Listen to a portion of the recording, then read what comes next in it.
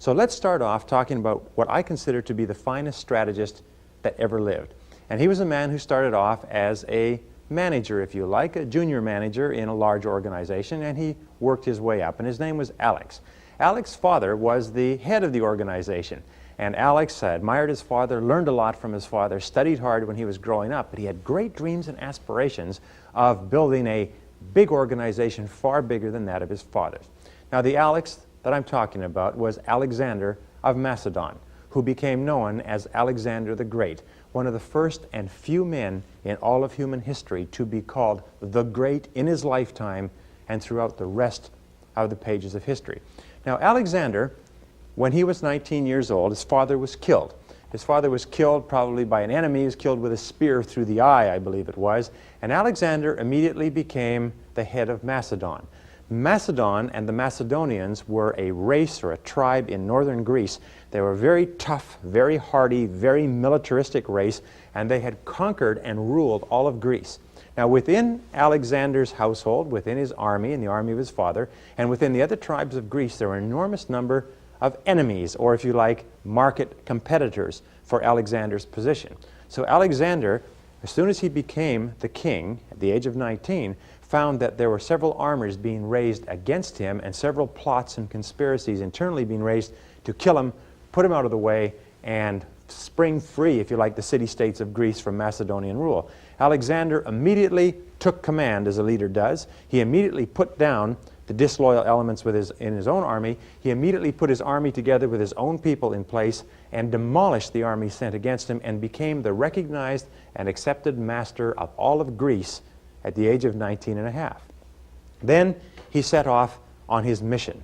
Now, Alexander, like all strategic planners, had a mission, and his mission was to bring Greek culture, to bring, if you like, the control of the marketplace in the world under Greek rule, that he wanted to bring Greek culture to all the areas of the world that he could reach. And the Delphic oracle had told him at a very young age, when he was 15, that he could either have a long life full of peace or a short life full of glory.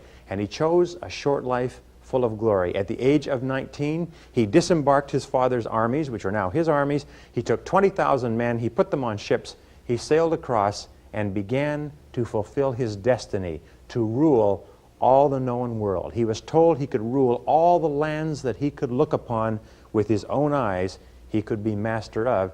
And he began fighting in Asia Minor. Now, Asia Minor is what is called was present-day Turkey. And as his armies moved through Asia Minor, they would run into other armies that were sent against them, and they defeated every single one. Alexander was a brilliant planner, and he had brilliant generals under him. His troops were extremely well trained, very well disciplined, and very tough. And he won every single battle. Now, in those days, when you fought with spears and swords, one did not fight and run away and live to fight another day. The fighting was rather final. And so therefore the soldiers of the armies in the path of Alexander's advance began to hear about what had happened to the previous armies, and they found that anybody who fought against Alexander lost. And if you lost with a spear through your chest, it would be enough to ruin your whole day. And so the word began to go out that perhaps it would be a good idea not to fight with Alexander. Now, Alexander was also very smart in that he did not disrupt the kingdoms that he took over. He left them under the rule of their own people. All he had them do is, if you like, pay a tribute to Greece, to pay taxes each year. And other than that, they could go on pretty much the same way that they were, only now they were under the protection of the Greek Empire, the protection of the Macedonians. Well, as he moved further south, more and more tribes came and joined him, gave up without a fight, decided not to go to battle with him, and joined his armies, and his armies moved south. Now, the big guy on the block, the head of the biggest empire in the world at this time, was a man named Darius of Persia. Darius had his capital in what is present-day Tehran, and Darius ruled the biggest empire the world had ever seen. His empire went from the Indus River in Pakistan all the way to the Mediterranean, all the way through the Persian and Arabian Gulf, and all the way up into what is today Soviet Union. An enormous, enormous empire. And Darius began to hear that out on the edges of his empire there was an upstart renegade who had come over from Greece with a bunch of freebooters, and they were picking away at the edges of his empire, and people were beginning to ask the question, I wonder who's the toughest Alexander the Macedonian or Darius of Persia. Darius was a smart man, and he recognized that this was a threat. So he sent an army of 50,000 men against about 22,000 men of Alexander's. He sent the army out. He said, go and crush this upstart once and for all. Well, Alexander, anticipating this, laid out his strategy and demolished and routed the army that was sent against him. Darius, upon hearing of what had happened, he said, this is serious. This is the biggest single threat to my power, to my empire in my lifetime, and it must be dealt with, or there will be challenges to my strength and challenges to Persian rule all around the empire. So he sent out his messengers, and he sent the messengers out to different tribes throughout the empire, and he said, send me your best troops, and have your troops meet me at a place called Arbela. And he sent out levies to dozens of smaller kingdoms, and they sent thousands and thousands and thousands of troops to meet him at Arbela in Asia Minor to fight with Alexander. Well, this battle took place in 333 BC. Alexander acceded to the throne of Macedon in 336. 3 years later, he was 22 years old. He had approximately 50,000 men from the men who had joined him, and Darius now assembled his army at Arbela, actually outside Arbela at a place called Gaugamela. He assembled the biggest army that the world had ever seen. In all of history, up until World War II, there had never been an army this large assembled in one place. It is estimated by various historians, and there's something like 400 historical accounts of this battle, because it was one of the most important battles in human civilization. It literally was a pivotal battle in the history of the Western world. He assembled an army of 1 million men at Arbela. This army was an enormous army. They said it was so huge that at night the campfires spread east and west and over the horizon as far as the eye could see. It was like looking at a field of sparkling diamonds. It just seemed to be no end. It was almost like an ocean of fighting men. Now, Alexander was a little bit further south in Asia Minor, and when Darius had assembled his troops, he went out to a place called Gaugamela, 35 miles outside of Arbela, moved the entire army out there and cleared the ground, smoothed off the entire ground. Cleared the ground so that the ground would be clear for his troops and for his chariots, the major battle force that he had. And then he sent a messenger to Alexander, and he said, Alexander, he said, you're so tough? He said, why don't you come to Gaugamela and let's fight. Let's see who's the toughest. Alexander immediately broke camp. They thought it would take Alexander 7 days to get there. He was there within 48 hours. His camp was 50,000 men. He settled his camp in, put out his guards, and everybody knew that the next day they would be fighting one of the greatest battles in history. Alexander had 50,000 men. Darius had 1 million. That night, Alexander's commanders came around him. Alexander always told his people everything they needed to know. Alexander was quoted as saying, it is not necessary that our generals know what the plan of battle is, but it's essential that the men who must fight it know what the plan of battle is. But he called his generals together and he sat them down. His general said, Sire, what do you think is going to happen tomorrow? And he said, well, we're going to win. They said, well, Sire, he said, the men have all great faith and trust in you, but you realize that the odds are kind of bad here. I mean, there's 20 to 1 odds according to our very best intelligence sources. We have faith in you, but this is an awful lot. He said, yes. He said, but you mustn't worry. He said, well, what gives us cause not to worry? He said, well, I have a plan. Ah, they said, sir, that's good. He said, that's very good, sir. We're glad to hear that you have a plan. Could you please tell us what it is? And he said, yes, I'll tell you what it is. He said, I've thought this through very carefully. He said, and of course, it's not possible for us with 50,000 men to defeat an army of 1 million. However, I believe that the army of Darius is not really one army, but it's a whole series of armies, something like 30 different armies made up of troops and levies from all over the empire, and that these armies have nothing really in common with each other except a common loyalty to Darius. They have different languages, different cultures, different orders of battle, different religious rites, different military organization, and so on. The only thing they have in common is a loyalty to Darius. And he said, and I believe that if something were to happen to Darius tomorrow, that the rest of the armies would split, that they would take off rather than stay and continue the fight. Now, Darius has his camp right here in the front of the army where he's going to direct this battle. They all expect this battle to be over by lunchtime. They expect it to be a crushing defeat. So I want you to go back and I want you to tell all the men in my army that we don't have to worry about defeating this whole army because we're not going to fight the whole army. He said, tomorrow we're going to do one thing. He said, we're going to go out and we're going to kill Darius. Do you understand that? Tell them we're going to kill Darius. And the word went down to the Macedonian army at night, passed on from man to man, that the order of battle for the next day would be to kill Darius. Kill Darius. Kill Darius. The next day they lined up the troops.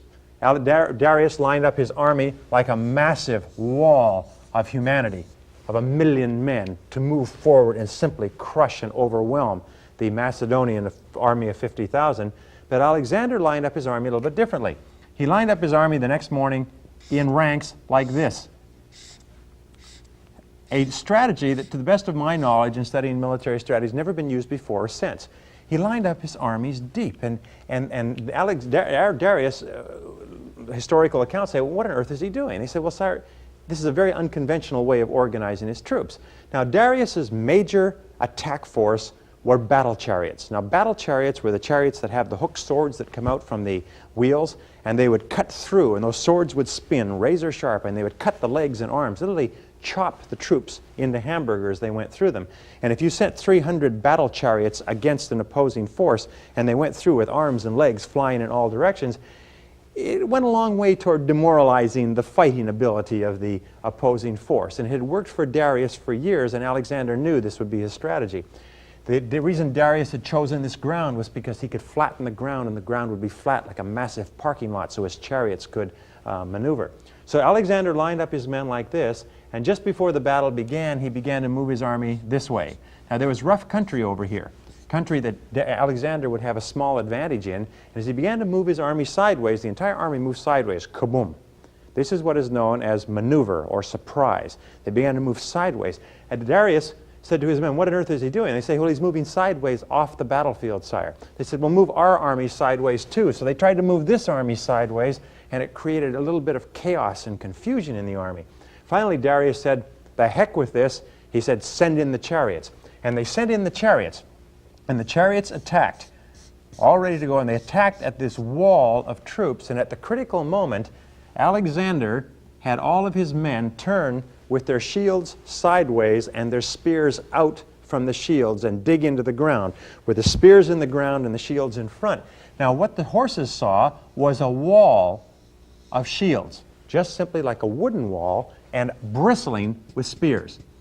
Now, men will charge walls bristling with spears, but horses are smarter than that.